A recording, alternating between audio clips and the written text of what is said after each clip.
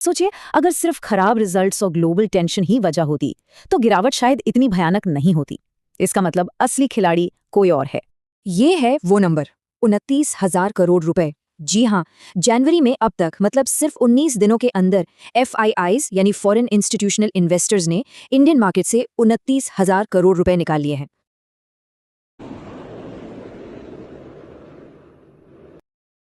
नमस्कार। आज बाजार में जो हुआ उसे सिर्फ गिरावट कहना सच कहूं तो सही नहीं होगा। ये एक ब्लड बात था, एक कत्लेआम। तो चलिए आज के इस पूरे एक्शन को डिकोड करते हैं, समझते हैं कि आखिर हुआ क्या। तो आज बाजार में एक ऐसा जबरदस्त तूफान आया ना कि उसने लगभग हर शेयर को अपनी चपेट में ले लिया। मतलब जिधर देखो सिर्फ लाल ही लाल, और बिकवाली का प्रेशर तो पूछो ही मत।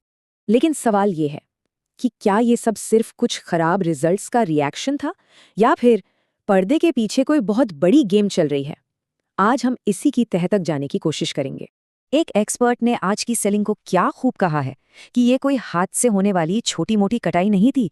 अरे ये तो थ्रेशर मशीन से कटाई हो रही थी, जिसने अच्छे बुरे छोटे बड़े हर तरह के स्टॉक को बस रौंद दिया, कुछ भी नहीं बख्शा गया। और इस तबाही का अंदाजा लगाना है तो बस ये देखिए कि दिन के दौरान निफ्टी 50 अपने हाई से लगभग 400 पॉइंट नीचे फिसल गया। 400 पॉइंट, ये बहुत बहुत बड़ी गिरावट होती है। तो चलिए इस गिरावट की गहराई को ना कुछ और आंकड़ों से समझने की कोशिश करते हैं। जरा ये तस्वीर देखिए। निफ्टी 50 के 50 शेयरों में से 48 स्टॉक्स लाल निशान में बंद हुए। सिर्फ दो शेयर ही हरे में बच पाए। इससे बिल्कुल साफ हो जाता है कि ये कुछ गिने चुने शेयरों की नहीं, बल्कि पूरे के पूरे बाजार की पिटाई थी।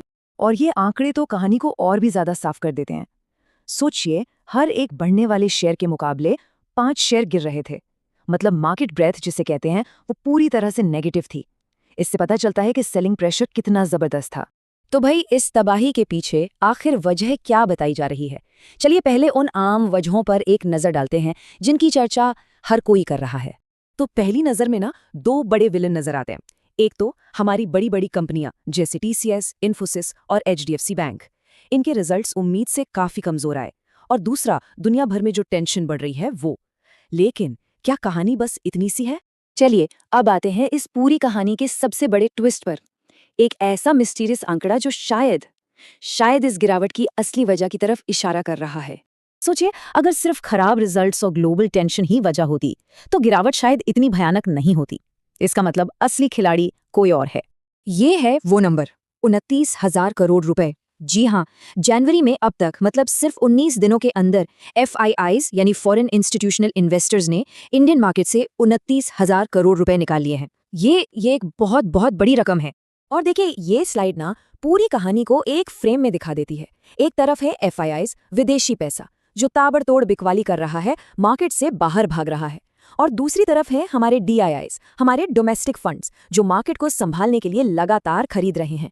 तो सबसे बड़ा सवाल यही खड़ा होता है कि FIIs आखिर ऐसा क्या देख रहे हैं जो हम नहीं देख पा रहे? वो इतनी बेरहमी से क्यों बेच रहे हैं? तो चलिए कुछ और सुराग ढूंढते हैं। देखते हैं कि मार्केट के दूसरे कोने, दूसरे इंडिकेटर्स क्या इशारा कर रहे हैं। क्या वो FIIs के इस डर को सही ठहरा रहे हैं? आज का दिन ऐसा था कि इक्विटी में छिपने की कोई जगह ही नहीं थी। रियल एस्टेट हो, डिफेंस हो, हाउसिंग हो, मतलब जिन सेक्टर्स को लोग सेफ मानकर चल रहे थे ना, वो भी बुरी तरह पिटे। ये साफ संकेत है कि इन्वेस्टर्स अभी शेयरों से पूरी तरह दूरी बनाना चाह रहे हैं। तो सवाल है कि ये पैसा जा कहाँ रहा है? जवाब है गोल्ड और सिल्वर, सोना और चांदी। देखिए, जब भी मार्केट में डर का माहौल बनता है ना, तो जो स्मार्ट मनी होता है ना, वो सोने चांदी जैसे सेफ हेवंस की तरफ भागता है। और आज बिल्कुल वही हो रहा है। और सिर्फ यही नहीं, बॉन्ड यील्ड का ऊंचे लेवल पर बने रहना, डॉलर का मजबूत होना और उसके सामने हमारे रुपए का कमजोर पड़ना, ये सब मिलकर एक ऐसी पिक्चर बना रहे हैं जहां रिस्क लेना काफी महंगा पड़ सकता है। और शायद यही वो रेड फ्लैग्स हैं जिन्हें FIIs देख रहे हैं और हम इग्नोर कर रहे हैं। तो सवाल ये है कि ऐसे खतरनाक माहौल में हम जैसे रिटेल इन्वेस्टर्स और ट्रेडर्स को क्या करना चाहिए? आगे के लिए क्या स्ट्रैटेजी होनी चाहिए? देखिए, मार्केट का सिग्नल एकदम क्लियर है। ये एक सेल ऑन राइज वाला मार्केट है। इसका सीधा मतलब है कि हर छोटी बड़ी तेजी पर बिकवाली का एक नया प्रेशर आ सकता है। तो किसी भी उछाल को, मतलब डेड कैट बाउंस को, रिकवरी समझने की गलती बहुत महंगी पड़ सकती है। तो प्लान बिल्कुल सिंपल और सीधा है। जो इन्वेस्टर्स हैं उनके लिए सलाह है कि अभी थोड़ा रुकें, पॉज बटन दबाएं और कम से कम यूनियन बजट तक कोई भी नया पैसा लगाने से बचें। और जो ट्रेडर्स हैं उनके लिए तो ये मार्केट बहुत ही ज़्यादा खतरनाक है। जब तक कोई शॉर्टिंग या कॉल सेलिंग में एक्सपर्ट न हो, दूर रहना ही सबसे समझदारी का काम है। बस इस एक लाइन को गांठ बांध लीजिए, इस मार्केट में हीरो बनने की कोशिश में ट्रैप होने के चांस 99% है। और याद रखिएगा, कभी कभी कुछ ना करना ही सबसे बेस्ट ट्रेड होता है। और हाँ, एक जरूरी बात, ये पूरा एनालिसिस सिर्फ इन्फॉर्मेशन और एजुकेशन के मकसद से है। हम सेबी रजिस्टर्ड एडवाइजर नहीं है, तो कोई भी इन्वेस्टमेंट का फैसला लेने से पहले प्लीज अपने फाइनेंशियल एडवाइजर से सलाह जरूर लें। अगर मार्केट पर तेज और क्विक अपडेट्स चाहिए तो हमारे फ्री व्हाट्सएप ग्रुप को भी ज्वाइन किया जा सकता है। इसका लिंक आपको हमारे चैनल पेज पर मिल जाएगा। तो अगर आज के इस एनालिसिस से आपको मार्केट को समझने में थोड़ी भी मदद मिली हो तो प्लीज इसे लाइक और शेयर जरूर कीजिए। और हाँ, आगे भी मार्केट से एक कदम आगे रहने के लिए इस चैनल को सब्सक्राइब करना मत भूलिएगा। अपना ध्यान रखें। शुभ रात्रि।